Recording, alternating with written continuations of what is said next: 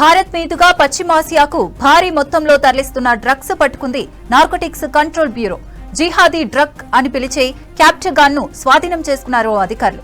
ఈ డ్రగ్ ను గుజరాత్ లోని ముంద్రా పోర్ట్ తో పాటు ఢిల్లీలో నెబ్సరాయిలో పట్టుకున్నారని తెలుస్తోంది. దీని విలువ దాదాపు 182 కోట్లు ఉంటుందని తెలిపారు అధికారులు. డ్రగ్స్ రహిత భారత్ ను నిర్మించడమే ప్రధాని మోదీ సర్కారు లక్ష్యమన్నారు కేంద్ర హోంమంత్రి అమిత్ షా. ఆపరేషన్ రెడ్ పిల్ లో భాగంగా ఎన్సీబీ భారీ మొత్తంలో డ్రగ్స్ పట్టుకుందని తెలిపారు. జిహాదీ డ్రగ్ గా పిలిచే క్యాప్చర్ గన్ డ్రగ్ ను తొలిసారి స్వాధీనం చేసుకున్నట్లు చెప్పారు. డ్రగ్స్ తో పాటు ఓ విదేశీయుడిని అరెస్టు చేసినట్లు ఎక్స్ లో పోస్ట్ చేశారు అమిత్ షా.